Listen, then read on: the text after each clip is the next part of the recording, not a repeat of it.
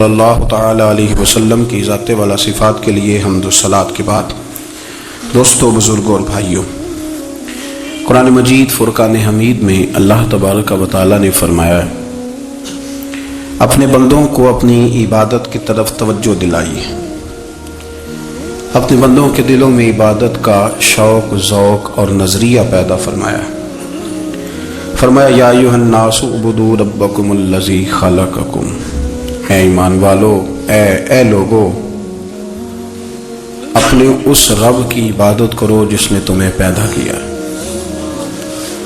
والذین من قبلکم، اور ان لوگوں کو بھی پیدا کیا ہے جو تم سے پہلے تھے۔ تمہیں عبادت کا نفع یہ ملے گا لعلکم تتقون، کہ تم پرہیزگار ہو جاؤ گے۔ عبادت اس لیے کرو کہ اللہ نے تمہیں پیدا کیا ہے، اور اس لیے کہ تم سے پہلے لوگوں کو بھی اللہ نے پیدا کیا ہے۔ اور پھر ارشاد فرمایا کہ الذی جعل لکم الارض فراشا، وہی رب ہے جس نے تمہارے لیے زمین کو فرش بنایا ہے، والسماء بناء، اور آسمان کو چھت بنایا ہے، وانزل من السماء ماء فاخرج به من الثمرات رزقا لکم، زمین کو فرش بنایا، آسمان کو چھت بنایا، پھر آسمان سے پانی برسایا جس کے ذریعے پھل نکالے، اور وہ بھی کسی اور کے لیے نہیں، رزق لکم، تمہارے رزق کے لیے، وہ بھی تمہارے رزق کے لیے۔ یہ ساری نعمتیں تمہیں دی ہیں، اب فلا تجعلوا للہ اندادا،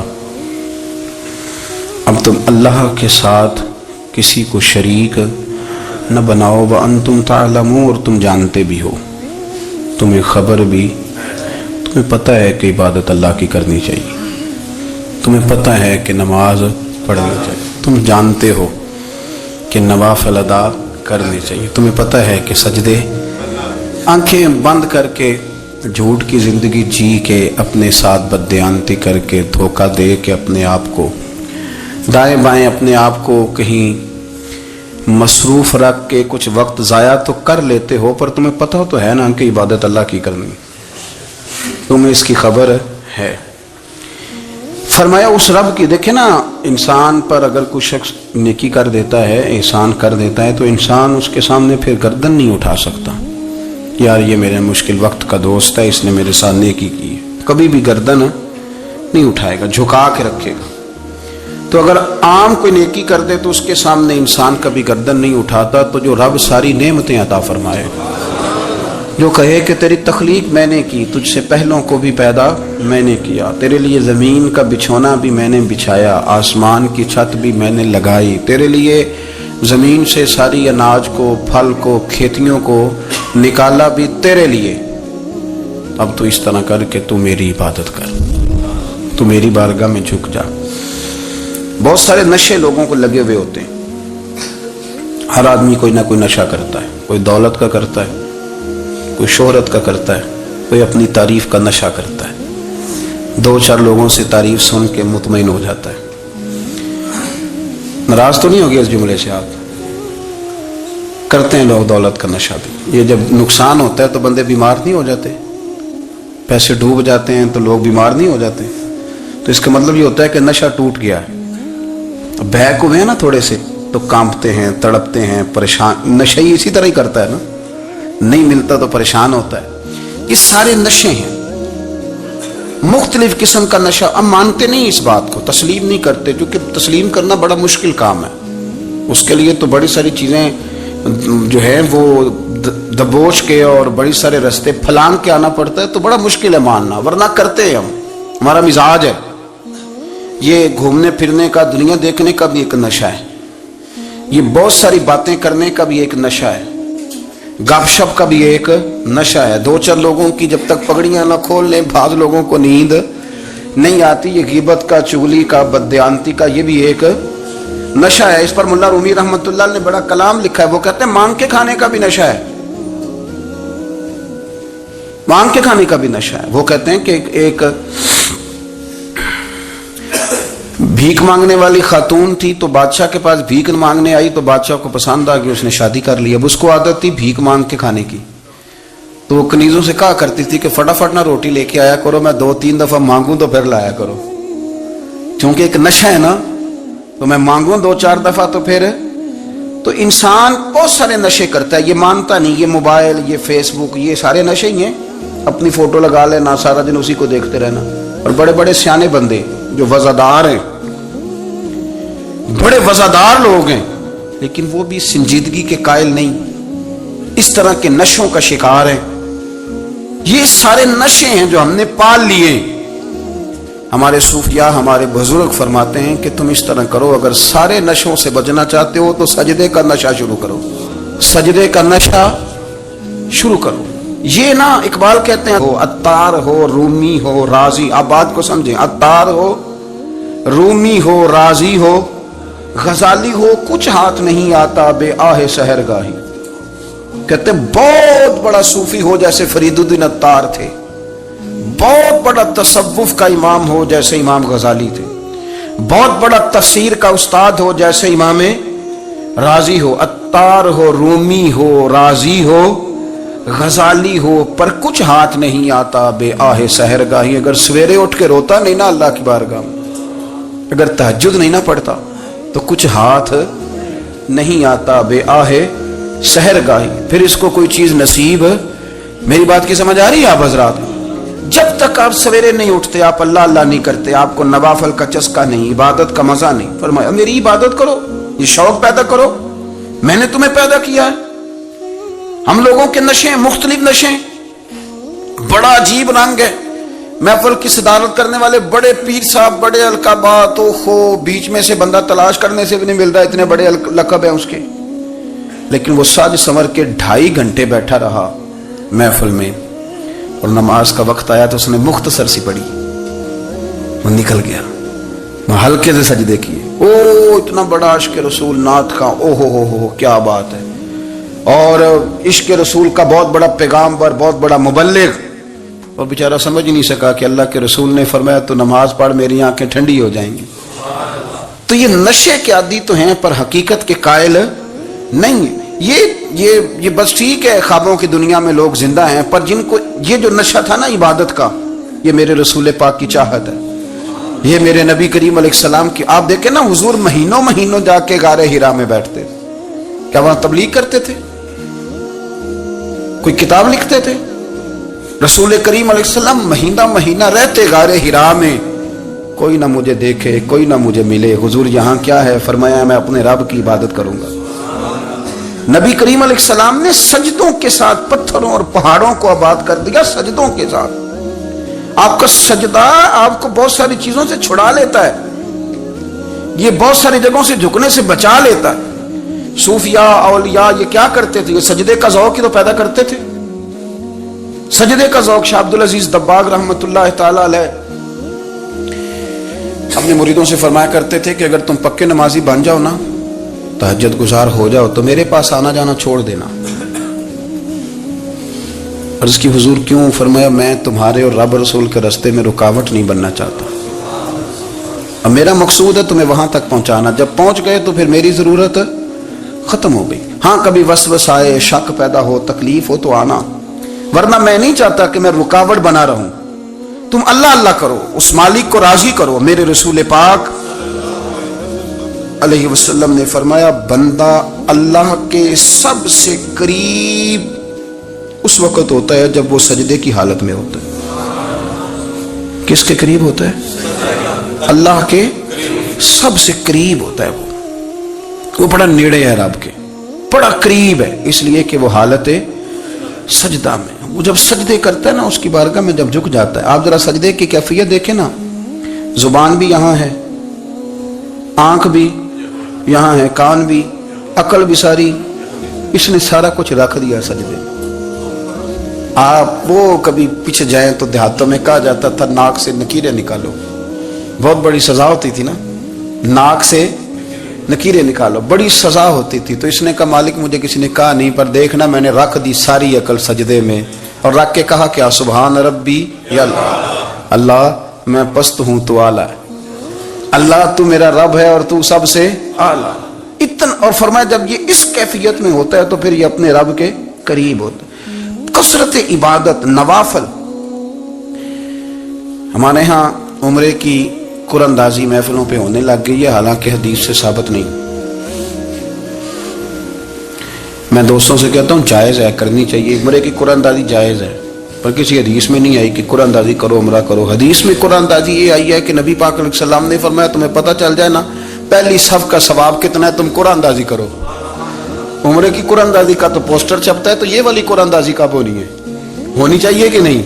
حضور نے فرمایا تمہیں پتہ چلے کہ اس کا ثواب کتنا ہے تو تم قرآن اندازی کرو، تم قرآن ڈالو۔ جب آپ نماز پڑھ رہے ہوتے ہیں، جب آپ کا مصلی آباد ہوتا ہے، صلاح الدین ایوبی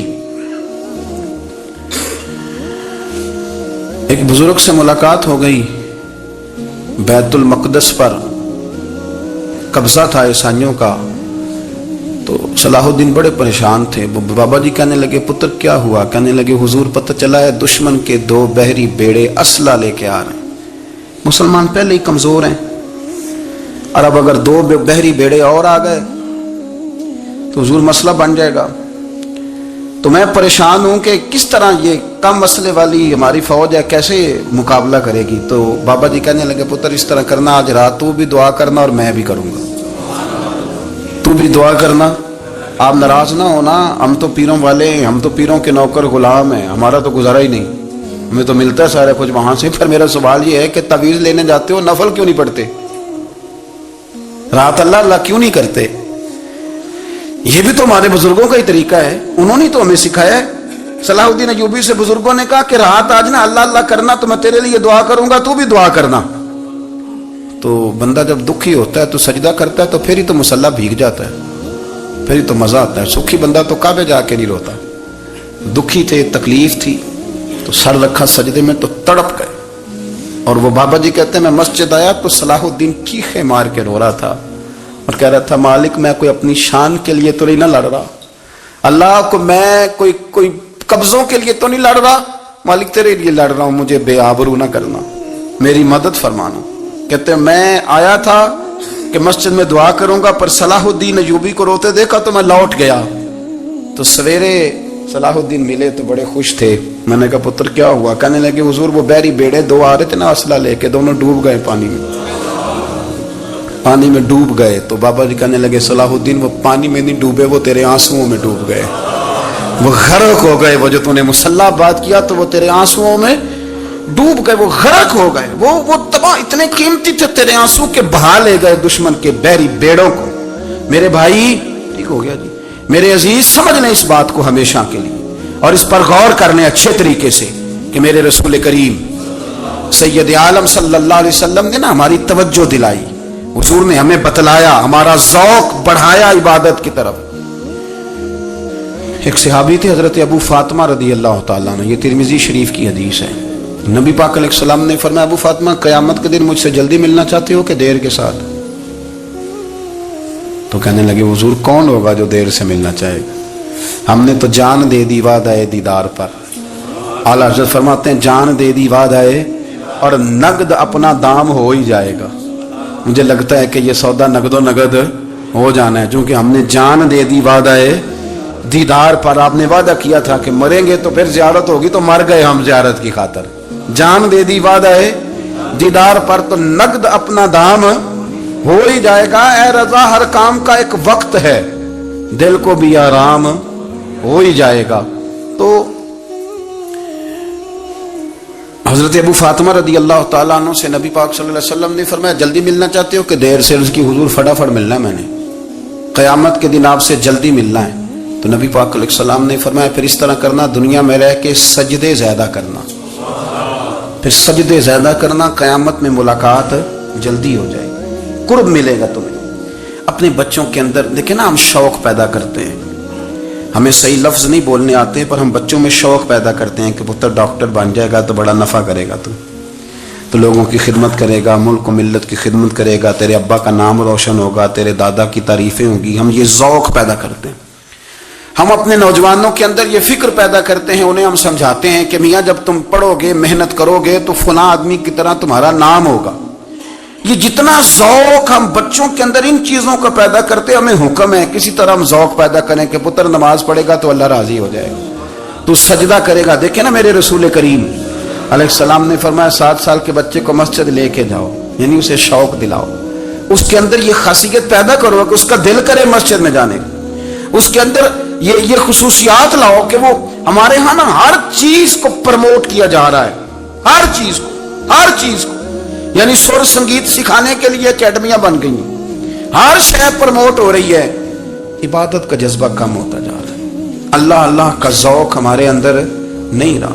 اور اتنا مشکل ہم نے اپنے لیے بنا لیا ہے کہ وہ بندہ جو بڑی زبردست مذہبی گفتگو کر رہا تھا اور تگڑی بات کر رہا تھا، کیا بات ہے، لیکن نماز کے بارے میں کمزوری دکھا جاتا ہے، نوافل کے بارے میں وہ چپکے سے نکل جاتا ہے۔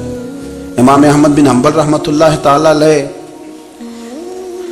مسند امام احمد بن حنبل 14 جلدوں میں ہے مارکیٹ میں، اور مجھے تو خیر پسند ہی بڑی ہے، میں نے کئی دفعہ پڑھی ہے، اور کیا بات ہے امام احمد بن حنبل کی، کیسے تگڑے قسم کے محدث تھے اور اللہ نے کتنا انہیں اعزاز عطا فرمایا ہوا ہے۔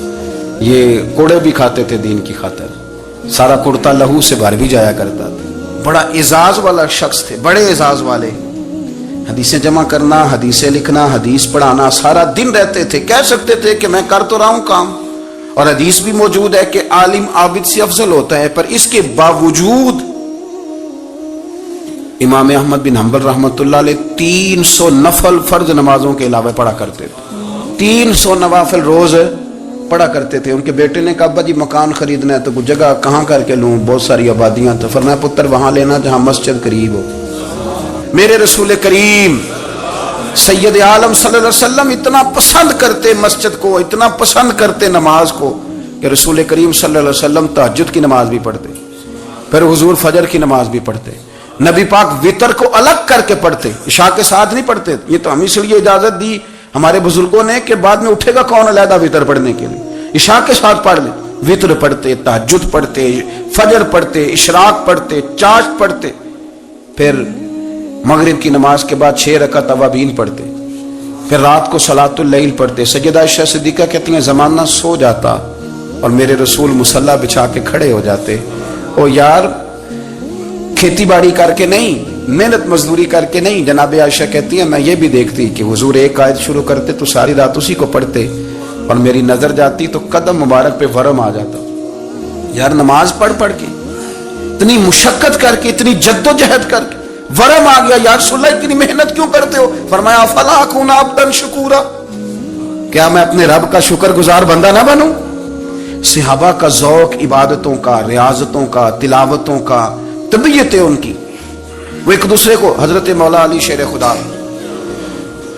کرم اللہ تعالی وجہہ الکریم کے زمانے میں روم کے بادشاہ نے کہا یار یہ مسلمانوں کا پتہ تو کرو، یہ آخر کیوں اتنے زیادہ مجاہد ہیں؟ اس زمانے میں جاسوس بھیجنے کا مزاج تھا، اب تو جاسوس پکڑا جاتا ہے، اب تو جاسوس، اور جاسوسی کا شوق ویسے آج بھی ہے۔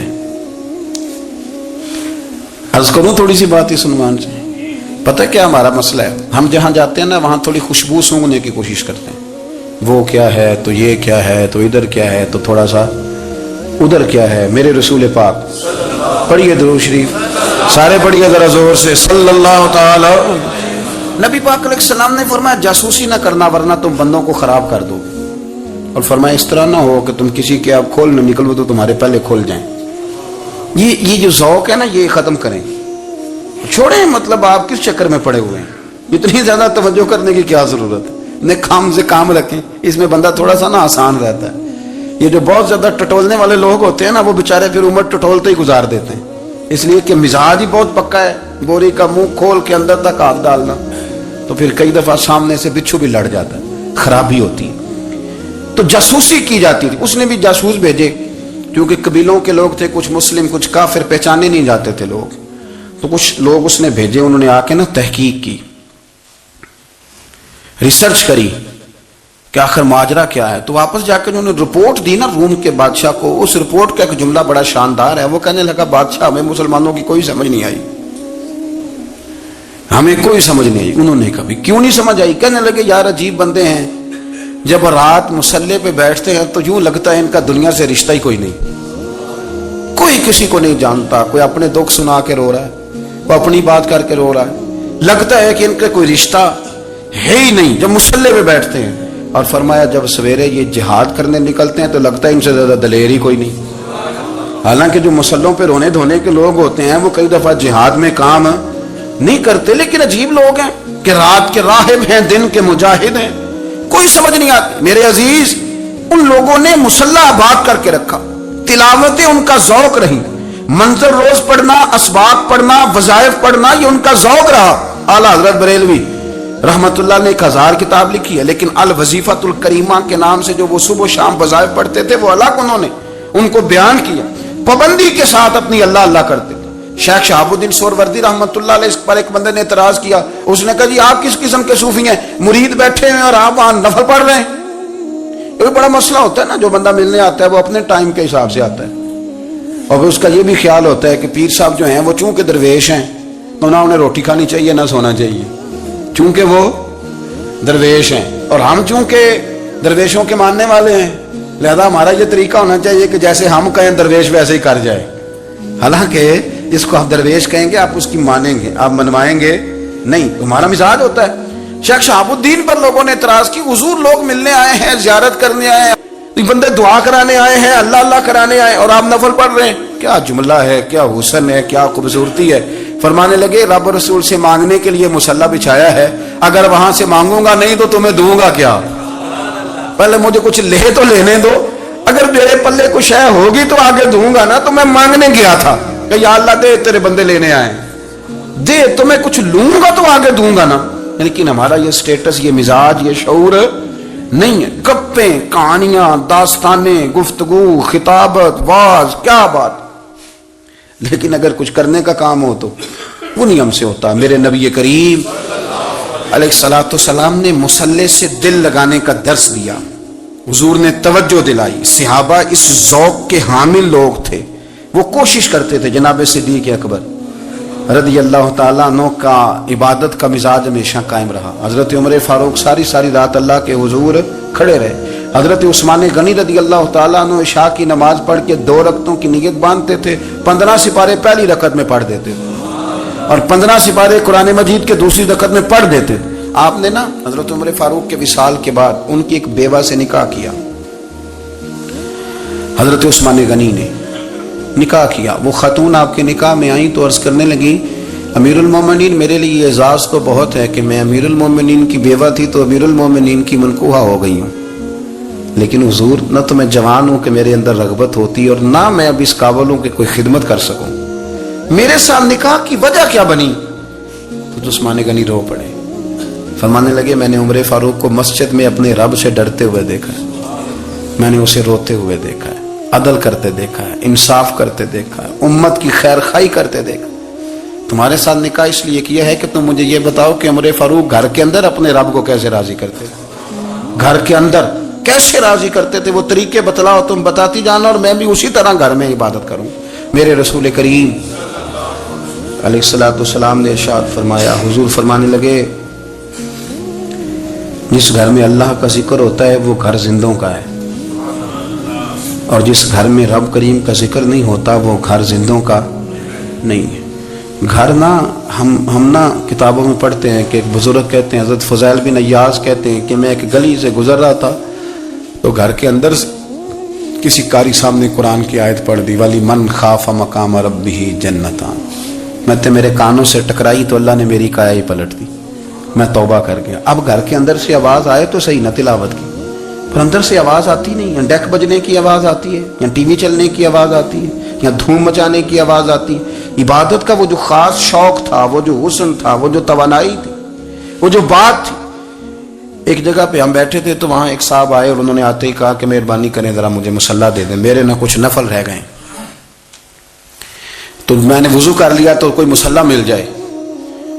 مصلی انہیں دے دیا گیا، وہ مصلی لے کے چلے گئے تو پیچھے ایک صاحب نے تبصرہ کیا، کہنے کتنا ریاکار بندہ ہے، لوگوں کو دکھا رہا ہے کہ میں نفل پڑھتا ہوں، ہے کوئی بات کرنے والی؟ میں نے اسے کہا، میں نے کہا تو مہربانی کرنا، اس طرح کی ریاکاری تو بھی کر، پکڑ مصلی اور جا تو بھی تھوڑی ریاکاری کر کے آ، اٹھ ذرا، شکر کر کوئی یہ ریاکار بھی ملا ہے، کوئی نفل پڑھ کے ریاکاری کر رہا ہے۔ اللہ کا میں کہتا ہوں کو پڑھے تو صحیح نہ، یار یہ کوئی دور ہے نفل پڑھنے کا، اس میں تو لوگوں کا مزاج ہی نہیں، طبیعت ہی نہیں۔ میں نے کہا چل مہربانی کر یہ لے مصلی اور تو بھی جا تھوڑی سی، یا کر یا ریاکاری کرو تو صحیح نا، مزاج ہی نہیں، ذوق۔ जुम्मे की नमाज पढ़ के यूं दुनिया भागती है, ओहो हो पता नहीं कौन सी पीछे आग थी जो बुझाई जाएगी। और आज तक लोग मसला पूछ रहे हैं कि जुम्मे की बाद वाली सुन्नतें कितनी होती हैं। मैंने कहा कितने साल हो गए जुम्मा पढ़ते, कितने साल हो गए, अभी तक सुन्नतों का नहीं पता, अभी तक नहीं इल्म के पहले कितनी रखते हैं और बाद में कितनी रखते हैं। फजर की सुन्नतें कब पढ़नी चाहिए, सुनो फजर की सुन्नतों के बारे में।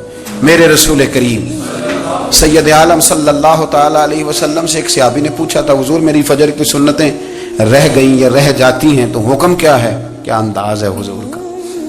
बुखारी मुस्लिम के लफ्ज सुनो, हुजूर सैयद आलम सल्लल्लाहु अलैहि वसल्लम फरमाने लगे, उसने क्या पूछा था, हुजूर जवाब क्या देते हैं, फरमाया फजर की सुन्नतें कभी ना छोड़ना, फजर की पहली 2 सुन्नतें कभी ना छोड़ना। या रसूल अल्लाह सल्लल्लाहु ताला अलैहि वसल्लम मेरी रह गई हैं, रह जाती हैं। फरमाया फजर की 2 सुन्नतें ना छोड़ना, फरमाया फजर की पहली 2 सुन्नतें मुझे दुनिया और दुनिया के अंदर जो कुछ है वो सबसे ज्यादा प्यारी है।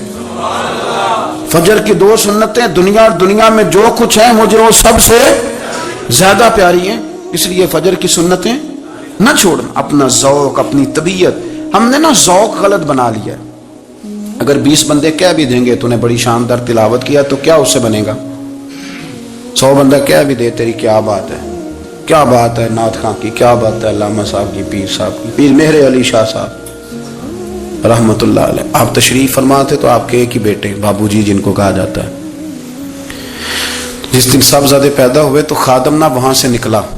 इन लोगों के शौक और तरह के थे ना, तो इनकी तवज्जो भी अपने शौक की तरफ रहती। तो खादम निकला अंदर से, पीर साहब मुबारक हो, पीर साहब मुबारक हो, पीर साहब मुबारक हो, पीर साहब मुबारक हो, शोर कर रहा है।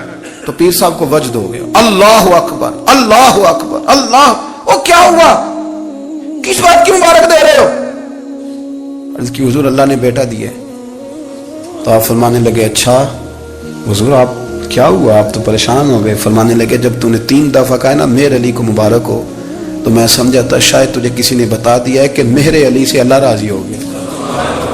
मैं समझा था कि शायद तू ये खबर लेके आया है कि किसी ने बताया है कि मुझे आज खबर मिली है कि मेहर अली से रब अच्छा पुत्र हुआ है। अल्हम्दुलिल्लाह, अल्लाह का शुक्र है।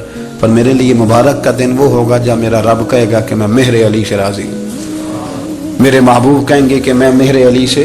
आप बात को समझें, शौक ही किसी और तरफ था, दिल ही कहीं और लगा हुआ था, तबीयत ही कहीं और मायल थी। कोई वजीफा पूछते थे तो पढ़ते थे वो लोग, कुछ अल्लाह अल्लाह उन्हें बताई जाती थी तो करने का शौक रखते थे, तबीयत थी, कायल थे।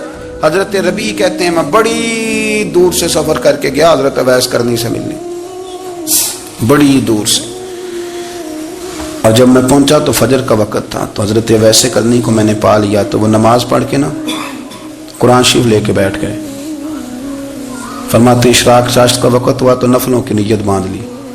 मुहद्दिस इब्नुल जौज़ी ने लिखा है, फरमाते हैं फिर जब ज़वाल का वक्त हुआ तो मस्जिद में झाड़ू देने लग गए। ज़ोर की नमाज पढ़ के तो असर की तैयारी तक वो मस्जिद में बैठे रहे। और मेरे नबी पाक अलैहिस्सलाम ने फरमाया जो नमाज के इंतज़ार में बैठा हो वो नमाज ही में है, वो नमाज ही में है। फरमाया मेरी दुनिया, मेरी उम्मत की जो रहबानियत है ना वो इतनी है कि नमाज का इंतज़ार करे। आज़ान के बाद नमाज का ये राहब है, ये इस वक्त छोड़ के बैठे हैं सारा कुछ। फरमाते असर तक उन्होंने अल्लाह अल्लाह की, फिर मगरिब तक की, शाह की नमाज हुई तो नमाज पढ़ी तो वो थक गए। अब मुझे वो फारिग हो, मुसल्ला छोड़े तो मैं मुलाकात करूं ना। ये आप हैरान ना हो कितनी देर बंदा कैसे अल्लाह अल्लाह कर, हमने की नहीं ना इसलिए हम परेशान हैं। जो आदी होते हैं वो कर भी लेते हैं, वो ये काम। मेरी बात की समझ आ रही है? जब जाते हो किसी दफ्तर में तो 8 घंटे खड़े रह लेते हो ना, मजबूरी होती है तो खड़े रहा जा सकता है। पासपोर्ट के दफ्तर बोलिए, इमिग्रेशन की लाइनों में, और मैंने तो एम्बेसियों में बंदे 12-12 घंटे पहले जाके खड़े देखे, रह लेते हैं खड़े। तो अगर इन कामों के लिए रहा जाता है तो अल्लाह रसूल के लिए भी खड़े रहा जा सकता है। तो फरमाने लगे कि जब इशा की नमाज के बाद आखिर इंसान थे, थक गए, नींद का गलबा हुआ तो थोड़ी ऐसे आंख बंद हुई तो खुली तो रोने लगे। हजरत वैसे कर दिया, रो के गाने लगे मालिक मुझे गाफिल तो ना कर, अभी मैंने किया भी कुछ नहीं, दिन खत्म हो गया, कोई नफल नहीं, कोई अल्लाह अल्लाह नहीं, अल्लाह मुझे गाफिल ना कर, मेरी मदद फरमा। फरमाते हैं जब वो रोए तो मेरे साथ जो शख्स था मैंने कहा उठो चलें। कहने लगे हुजूर मिलना नहीं, फरमाया जो मैं लेने आया था वो मुझे मिल गया, जो मैं इनसे सीखने आया था वो मुझे नसीब हो गया, अब और मैंने क्या लेना, खत्म हो गई बात, उठो चलें।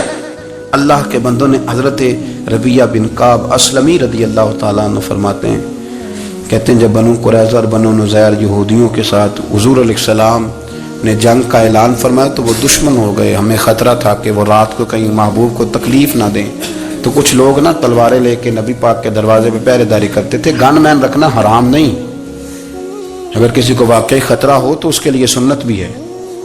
حضرت علی المرتضیٰ تلوار لے کے حضور کے گھر کا پہرا دیتے تھے. حضرت ربیعہ بن کعب اسلمی رضی اللہ تعالیٰ عنہ فرماتے ہیں کہ رات میری ڈیوٹی تھی کہ میں حضور کے گھر کا پہرا دوں گا, تو فرماتے ہیں میں باہر سن رہا تھا, ساری رات ہی میرے نبی پاک نے اللہ کی تسبیح پڑھی. ساری رات, کبھی تسبیح, کبھی تحلیل, کبھی تحمید, کبھی تکبیر, ساری رات. فرماتے ہیں ساری رات حضور پڑھتے رہے اور ساری رات ہی میں سنتا رہا. مجھے اونگ آ گئی, میری آنکھ لگ گئی, حضور ابھی پڑھ رہے تھے, میں تھک کے سو گیا. اور فرماتے ہیں جب میری آنکھ دوبارہ سے کھلی تو میرے کانوں میں پھر کوئی چیز گونجی, تو میں نے کان لگایا تو میرے حبیب ابھی بھی اللہ کو یاد کر رہے. ساری رات حضور رب کی عبادت کرتے. اسی لیے تو کہا یا ایھا المزمل قم اللیل الا قلیلا, حبیب ساری رات تو نہ جاگا کر, تھوڑا آرام بھی کر لیے گا. میرے بھائی, اپنا مصلی, اپنی عبادات, اپنے وظائف, اللہ اللہ جو آپ نے کسی سے سیکھی ہے اس کو کبھی کمزور نہ ہونے دیں. شجرہ شریف جو کسی بزرگ سے آپ لے لیتے ہیں تو کیا رسم ہے کوئی؟ اس پہ کچھ لکھا ہوتا ہے, وہ پڑھنے کے لیے دیا جاتا ہے. اس پہ لکھا ہوتا ہے کہ یہ اللہ اللہ آپ نے کرنی ہے. ساری زندگی کسی اسکول میں داخل ہو گئے اور وہاں جا کے آپ نصاب ہی نہ پڑھیں, کتاب ہی نہ کھولیں تو پاس ہو جائیں گے؟ تو کہتے ہیں میں 20 سال جاتا رہا ملا کچھ نہیں. تو آپ نے لیا کیا ہے؟ ایک اتنی سی کتاب تھی, اس کو تو کھول کے آپ دیکھ نہیں سکے, اس کے وظائف تک تو رسائی نہ ہوئی. اس لیے کہ اللہ اللہ کرنا مشکل ہے اور تصویر کھنچانا یہ آسان کام ہے. تو جو آسان ہے اس طرف ہماری توجہ لگی رہتی ہے اور جو مشکل ہے اس طرف ہم ذوق پیدا نہیں کرتے. یا ایھا الناس اعبدوا ربکم الذی خلقکم والذین من قبلکم لعلکم تتقون. اے لوگوں, اس رب کی عبادت کرو جس نے تمہیں پیدا کیا اور تم سے پہلوں کو پیدا کیا, اس لیے عبادت کرو کہ تم پرہیزگار ہو جاؤ گے. مالک سمجھنے کی توفیق عطا فرمائے.